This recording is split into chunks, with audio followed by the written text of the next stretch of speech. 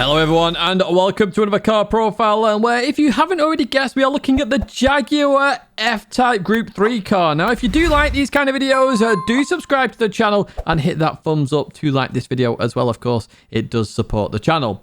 So this is Jaguar's, essentially it's a vintage Gran Turismo car in terms of it doesn't exist in real life. It's a GT3 car made up. And we don't know the engine that's in it. We do know it's front engine, rear wheel drive. We don't know the capacity at all. We don't really get told that much in terms of this car. What I can tell you though is the balance performance, which is 497 brake horsepower with 1,312 kilograms of weight. Now it is a very good looking car. You can see that in the background. It has two liveries. I do prefer this one though. The green reminds me of the British racing green, Jaguar being British of course. It just brings that whole thing in a nutshell to the car.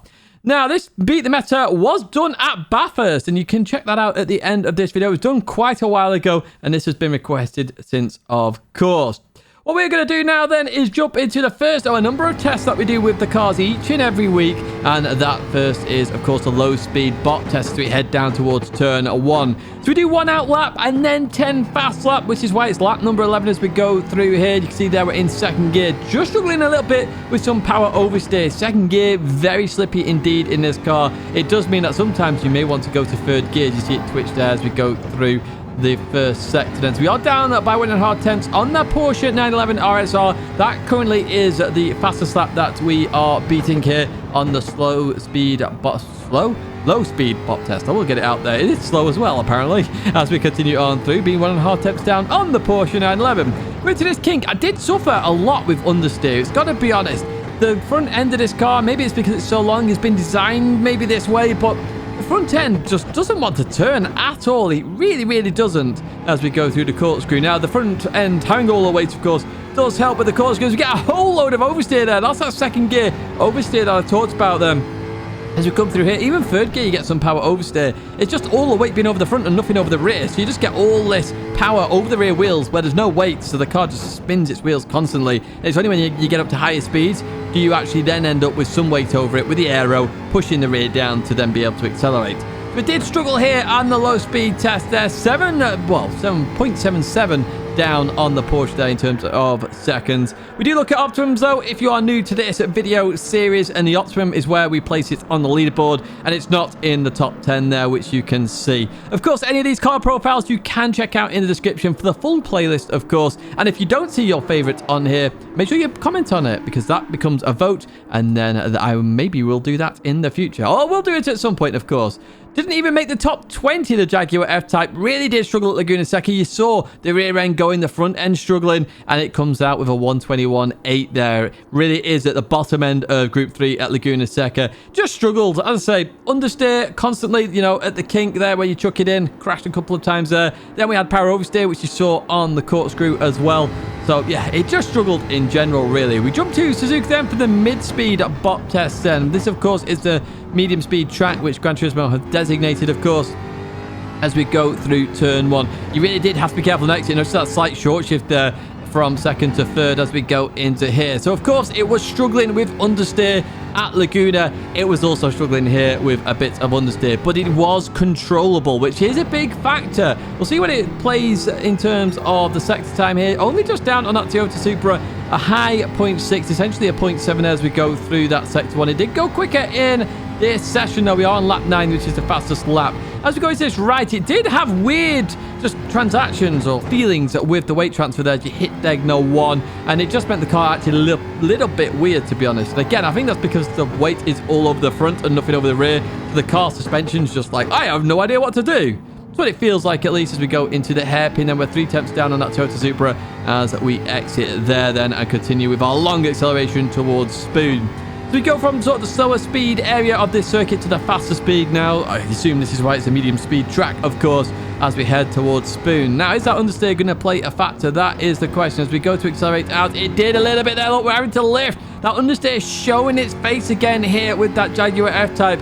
On the exit, though, not too bad with power oversteer. Managed to straighten it up enough there where it didn't really play a factor, and the power could go to those rear wheels then as we head towards 130. I remember the top the line here in terms of speed was 150-ish as we go into the left-hander then. 145, 144. Oh, it's roughly around the slower end there as we go hard on the brakes. That understeer just showing its face constantly here in this Jaguar F-Type. Up to second gear. Got to be careful on exit. Notice the little wiggle again. We did manage to keep it, though, as we head towards the line. We've not even been in the 59s once yet. Are we in the 59s now? We are indeed. 59.8 there. With Optimum at the moment at 59.7. We'll see if that goes down any further, of course. But that is Suzuki. All you saw there was lots of understeer. Real big amounts of understeer then. Not in the top 10 then. That was to be expected based on that Optimum that we saw. So originally we saw 59.7. Can't remember exactly where it ended up here. This is a day later, of course, in terms of this test. We go to the next page. Not in the top 20 then either. Wow. Okay, it's really far down. It seems to be around where that BMW Z4. So I'm not sure whether it's based on that Z4 or not, but a 59.6 there in the end. P21 once again for this Jaguar F-Type. It's not a good show for Jaguar at the moment. It does show they are down in the dumps a little bit as well. Maybe it's me. I couldn't get used to it, perhaps. I'm not too sure. But I tried and tried and tried, and you see it's in the same place constantly at the moment. Let's see where it ends up here on the high-speed test then. Now, I will say Bathurst was actually the place where I did beat the meta in this car. If you're wondering, oh, a bit of wiggle on the exit there in second gear. That power oversteer showing its face once again. So I did beat the meta with the Jaguar here. I actually faced the world champion. And again, make sure you check that out at the end of this video as we continue then. And we are up on the Mazda RX Vision. That's the new fastest car here at the moment as we go into this right-hander. It did struggle again here on that right-hander. Really slow exit speed there, in my opinion, as we go up here. You see the times are varying on the right-hand side. And that's all to do with the oversteer and the understeer. It really is a handful. There we go. Look at that twitch again in the Jaguar F-Type. It's not the greatest fun to drive this car. It really isn't. And it did feel just laborious. It didn't feel fun to drive at all, this car. It really didn't, as we go through here then. Nice and settled now because we're at the higher speeds, of course. Going into this left then, have to lift a little bit more as we go through this left-hander. Let's see where we are then as we go over the crest of the hill into the braking zone. Nearly 7 tenths down here on that Mazda as we slow it down. It does brake very nice indeed, all the way over the front, so it has no issues going down the mountain at all. That rear just stays absolutely fine as we then head towards Forest Elbow. A little bit of a wiggle there, nothing major. Very close to the barrier then as we exit. Just got to be careful on the exit. No real drama on the exits on this particular lap. But I can tell you I did have drama throughout the session in Forest Elbow. Right, okay, heading towards the next end of the next sector number 3, where we sit in them versus this Mazda RX Vision car. 7 tenths down now. So we didn't really lose that much in that middle sector. 51.5 is actually pretty good, to be honest with you, as we go towards this left-hander. 170 at the chase speed check that we do then as we continue on through there. A little bit of a wiggle on the exit. Nothing major, though, as we head towards the tree. In the final corner here at Bathurst as we go hard on the brakes and in towards the left we go. So we short shift a second. Oh, okay, we managed to hold it quite well. Very used to that power oversteer now, but again, something to be reminded of here. Again, 7 tenths. We didn't lose that much on the final sector either here in the Jaguar F-Type. 202.5 then as we head towards the Optimum leaderboard, of course. Where does it actually sit on the leaderboard then? Doesn't make the top 10 then. Didn't go into the 201s in terms of Optimums. Look how close that leaderboard actually is. Does show some real strong cars here at Bathurst. And remember, I did beat the meta in this car here, of course. And now we... P12, it's an improvement over the other 2 tracks, so it does make sense why it's stronger here. I think the circuit experience has been here before as well, maybe in GT Sport, I can't fully remember. But a much better performance there at Bathurst compared to other circuits. It's probably why we don't see the Jaguar F-Type very often in terms of Group 3, because of that power oversteer and the understeer. But is it any good at anything else? Because this test isn't just about those bot tests, because of course it does need some improvement there, it looks like. We are going to jump to the fuel then. So the fuel test here, we've got the automatic fuel map 1 top left. We then got bottom left. If you use automatic, and fuel map 3, it shows you how well it saves fuel in terms of the engine mapping. Top right is half shift, of course, because that's the best way to save fuel. And bottom right is the emergency fuel saving. If you really have to save fuel, where does it sit? And now, a lot of people say this is a performance test. Well, it is. This is the whole idea. How well does it save fuel in terms of performance? Because if it saves fuel and has rubbish performance, it's no good. And we cross the line with the first one top left there. 25.1, you do rev this car, and that can be seen with that finish in the top left-hand side. Looking next like it's going to be top right, and there we go with a finish. 10% saved there. That's quite a significant saving and very little performance loss there. So you can short shift this quite well and save quite a bit of fuel. We're then going to have bottom left there with the fuel map 3, 58% save. So look at that. It really does not like fuel map. So if you are an automatic driver, do not use this car to save fuel. As we go to the bottom right then, where 69% saved there. So what's that? 17% saved. That's a rather large saving, actually, in terms of emergency fuel saving. So it is possible to save fuel in this car. Let's see where it matches. And again, it is all about performance to some extent with this car, or with fuel saving. And you can see there, P9 overall. 52 though, so a bit lower than the GT500, but it's around about where everyone else is there, similar to the Mazda RX Vision GT3 car. But of course, it's performance, because if your car can save fuel for days, but it's got the worst performance in history, it's not a good fuel saver. And this is why I show the tables in this way. There's going to be a few more tables shown on the website. Do keep an eye out for that. I'm off for another week, and it's all going on the website with more information, so you can just break it down and do whatever you like with that information. Of course, I will try and update it where I can. We go to the half shift then. The Jaguar still remaining in that top 10. Look at that 10% save, 62 there. It pretty much is at the peak of performance in terms of fuel saving and racing then with that half shift. It's very much up there indeed in terms of saving fuel and performance, which is nice to see. It's at least got some strength, because we've not seen that much so far in terms of these tests. As we go to the final 5 then at the moment, who are not that good in terms of performance, but they may be able to save some fuel here and there, of course, with their fuel level, not necessarily fuel saved. Right, we go to fuel map 3 automatic, and it is in P10. It's around about where that Mazda Vision GT3 car is in all these tests, apparently. 58, so it's a bit lower than the Z4 and some of the other cars there. So it doesn't save fuel very well when you rev this car. It really doesn't save fuel at all. It's only when you start half shifting this car does it really save fuel. So it must be a very beefy engine. Even though we're not told in Gran Turismo what it is, it must be a very beefy engine in terms of that fuel consumption. It just gobbles it up. It really does. With the automatic driving that we have seen so far. So let's go to the emergency fuel saving then, where it's P10 once again, 69 there, so it's around about where the top fuel savers are. Look at 70% saved, and it's there or thereabouts, to be honest with you. It's just below the Mazda. The Mazda performs better with that fuel map 3.5 shift, but even so, the Jaguar is very much up there in terms of fuel save. 69%, it puts it ahead of quite a lot of these cars. Obviously, the Aston Martin DBR9 GT1 there with 74%. They're peak fuel savers. However, they do lose a lot of performance, and that is always something to keep in mind. You know, some of these are losing 3, 4, 5 tenths of a second on that very short period. And remember, when we're talking about fuel saving, we're talking over a lap. So you can multiply that even further, especially with the acceleration side of it, which is the whole idea of that test.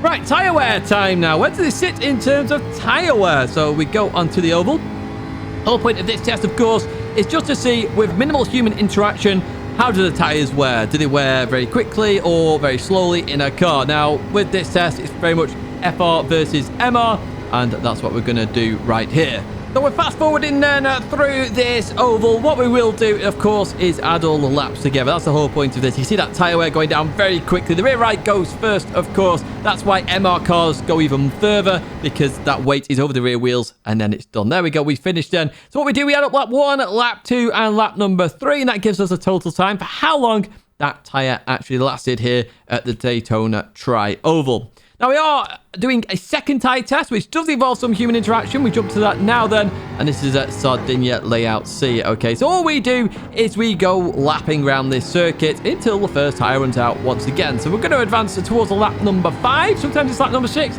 This time lap number 5, although a lot of tyres still remaining there. And one of the critical things I noticed with this car is it's the front left tyre going. Normally it's the rear tyres that go on cars, but the rear tyres last very well here. I'm surprised with the second gear oversteer, but doesn't seem to be struggling too much. But the weight over that front, we know there's a lot of weight over the front nose of that car, and you can see the front left tyre is going. In fact, they're probably both going to go at the same time here as we go into the final corner. Continue on out of there. Still a tiniest bit, the teeniest tiny bit of tyre, so we continue on. This is how the test works. You can see those lap times on the right hand side, and it just showed you there's very minimal tyre wear on straight then as we head towards turn number 1. We're going to go hard on the anchors, and there we go, it's just finished now. So So we had at laps 1 to 5 plus that 4.249 seconds that you can see in the center of your screen. And that gives us a total time for the tires on this test as well. If you're wondering about the fuel and why I always show fuel on this, it's because I'm going to give you the fuel levels at some point as well. It gives you all the information you need. That's a normal running in this car. Right, let's look at all the tables then. So with the oval, made it into the top 10 in terms of the tyre wear, which we sort of anticipated based on the circuit test that we just saw there. We went into lap number 6, so it very much can handle its tyres pretty well indeed. Very much up there with the tyre wear, so the rears don't wear that much. Significant for you potentially. It does depend on how you drive it though, because if you get a lot of power oversteering in that second gear, those tyres are going to come down, of course. But that is the full leaderboard then for the tyre test at the oval, with the MR cars all sitting down at the bottom there. Of course they are, which is why we compare MR versus FR. With the circuit test, once again, in the top 10, a 425. Bang on the money, 425.000. Wow, okay, there we go then. And you can see there the Toyota Super GT 500 at the top. So it's very much up there with the tyres. It can handle its tyres very well. Probably why I did so well in the Beat the Meta test, potentially. Bathurst does really put some pressure on the tyres. Again, I can't remember that race, but I know it was a good one because I raced Mikhail Hezal, of course, the world champion, of course. And you can check that out at the end of this video. I will put a link there for you. So that is the tyre test done. We know it's good at tyres. Top speed then. It's not in the top 10 for top speed, but we do know it's going to be 170 miles an hour, which is bang on average, I would say, in terms of a lot of the cars. I would say it's at the top end of 170 as well. It very much was in 170 for a while. Potentially would have gone into all 171s, which would have just pushed it into that next category. So it does have some speed, which we are aware of there with some of these slow folks down at the bottom here. With the Aston Martin V12 and a V12 being slow. Who would have knew? Anyway, there it is done in P24. But of course, the Jaguar with 170 miles an hour. In a summary then, it doesn't make the top 10, so it's not in the Meta category. For those wondering, Meta category is the McLaren 650S up, I would say, with the V12 Vantage starting the mid-pack. It very much is in that mid-pack. Towards the bottom end of it, though, it's where the Hyundai Genesis is, which probably does make sense, actually, in terms of where it's sitting, where it's been balanced. So I do see that. It could have been a bad day for me. I'm not too sure. I just couldn't really get a hold of it myself, personally. It just didn't feel very good to drive. But maybe that's just the Jaguar experience. So whether you should pick it or not, it's entirely up to you. But that's where it fits on all the leaderboards. And I do hope you've enjoyed this video, of course. If you have done, make sure you give it a like on the way out. Subscribe to the channel, stay in touch with all the latest content. Very much more car profiles to come. And make sure you tell me which car profile you want to see next. Now, of course, I did say Beat the Meta. There it is. You can check that out. Or another car profile. That Mazda RX Vision GT3. Why was it so good? There's a video to check out. Once again, a big thank you for watching. And I hope to see you in another video or live stream again very, very, very soon.